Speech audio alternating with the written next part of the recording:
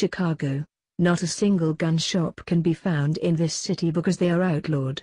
Handguns were banned in Chicago for decades, too, until 2010, when the United States Supreme Court ruled that was going too far, leading city leaders to settle for restrictions some describe as the closest they could get legally to a ban without a ban. Despite a continuing legal fight, Illinois remains the only state in the nation with no provision to let private citizens carry guns in public. And yet Chicago, a city with no civilian gun ranges and bans on both assault weapons and high-capacity magazines, finds itself laboring to stem a flood of gun violence that contributed to more than 500 homicides last year and at least 40 killings already in 2013, including a fatal shooting of a 15-year-old girl on Tuesday.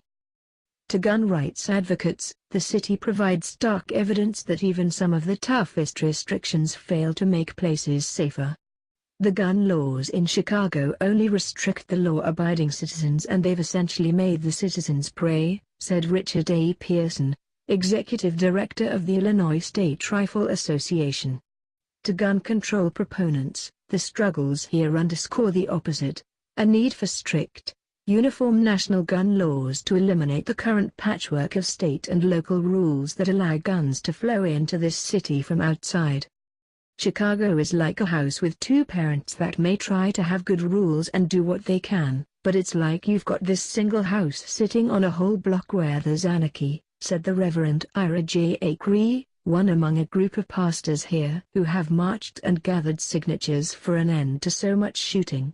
Chicago is an argument for laws that are statewide or, better yet, national. Chicago's experience reveals the complications inherent in carrying out local gun laws around the nation.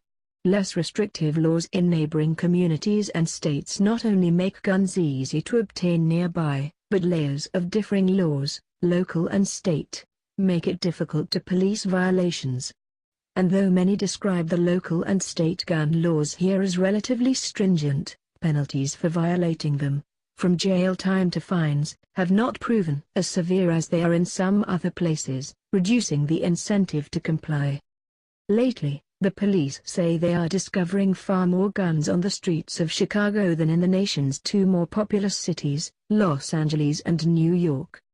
They seized 7,400 guns here in crimes or unpermitted uses last year, compared with 3,285 in New York City, and have confiscated 574 guns just since January 1, 124 of them last week alone.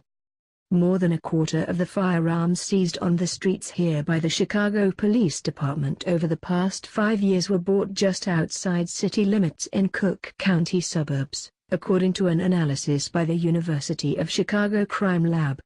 Others came from stores around Illinois and from other states, like Indiana, less than an hour's drive away. Since 2008, more than 1,300 of the confiscated guns, the analysis showed, were bought from just one store, Chuck's Gun Shop in Riverdale, Ill, within a few miles of Chicago's city limits. Efforts to compare the strictness of gun laws and the level of violence across major American cities are fraught with contradiction and complication, not least because of varying degrees of coordination between local and state laws and differing levels of enforcement. In New York City, where homicides and shootings have decreased, the gun laws are generally seen as at least as strict as Chicago's, and the state laws in New York and many of its neighboring states are viewed as still tougher than those in and around Illinois. Philadelphia, like cities in many states, is limited in writing gun measures that go beyond those set by Pennsylvania law. Some city officials there have chafed under what they see as relatively lax state controls. In Chicago, the rules for owning a handgun, rewritten after the outright ban was deemed too restrictive in 2010, sound arduous. Owners must seek a Chicago firearms permit, which requires firearms training, a background check and a state-mandated firearm owner's identification card, which requires a different background review for felonies and a mental illness. To prevent straw buyers from selling or giving their weapons to people who would not meet the restrictions, girlfriends buying guns for gang members is a common problem, the police here say, The city requires permitted gun owners to report their weapons lost, sold or stolen. Still, for all the regulations, the reality here looks different. Some 7,640 people currently hold a firearms permit, but nearly that many illicit weapons were confiscated from the city's streets during last year alone. Chicago officials say Illinois has no requirement, comparable to Chicago's, that gun owners immediately report their lost or stolen weapons to deter straw buyers. Consequently, those outside the city can, in the words of one city official, carry guns to gang members in the city with zero accountability. And a relatively common sentence in state court for gun possession for offenders without other felonies is 1 year in prison, which really may mean a penalty of 6 months, said Anito Alvarez, the Cook County State's attorney, who said such punishments fail to serve as a significant enough deterrent for seasoned criminals who may see a modest prison stint as the price of doing business. The way the laws are structured facilitates the flow of those guns to hit our streets, Gary F. McCarthy, the Chicago police superintendent, said in an interview, later adding, Chicago may have comprehensive gun laws, but they are not strict because the sanctions don't exist.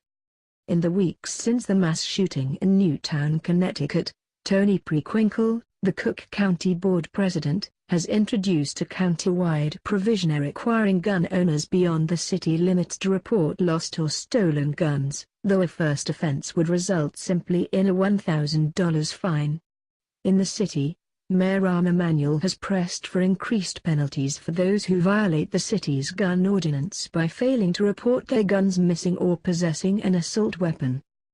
Our gun strategy is only as strong as it is comprehensive, and it is constantly being undermined by events and occurrences happening outside the city, gun shows in surrounding counties, weak gun laws in neighboring states like Indiana, and the inability to track purchasing, Mr. Emanuel said.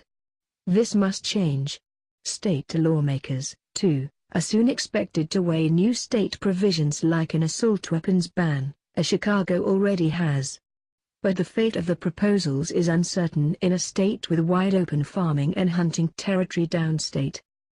It's going to be a fight, said State Representative Jack D. Franks, a Democrat from Marengo, 60 miles outside Chicago. Complicating matters, an appellate court in December struck down the state's ban on carrying guns in public, saying that a complete ban on concealed carry is unconstitutional. Illinois is seeking a review of the ruling, even as state lawmakers have been given a matter of months to contemplate conditions under which guns could be allowed in public. Many here say that even the strictest, most punitive gun laws would not alone be an answer to this city's violence. Poverty, race, guns and drugs, you've got to deal with all these issues, but you've got to start somewhere, said the Reverend Jesse L. Jackson, who was arrested in 2007 while protesting outside Chuck's gun shop, the suburban store long known as a supplier of weapons that make their way to Chicago. At the store, a clerk said the business followed all pertinent federal, state and local laws, then declined to be interviewed further. Among seized guns that had moved from purchase to the streets of Chicago in a year's time or less, nearly 20% came from Chuck's, the analysis found. Other guns arrived here that rapidly from gun shops in other parts of this state, Indiana, Wisconsin, Kentucky, Mississippi, Georgia, Iowa and more. Chicago is not an island, said David Spielvogel, senior advisor to Mr. Emanuel. We're only as strong as the weakest gun law in surrounding states.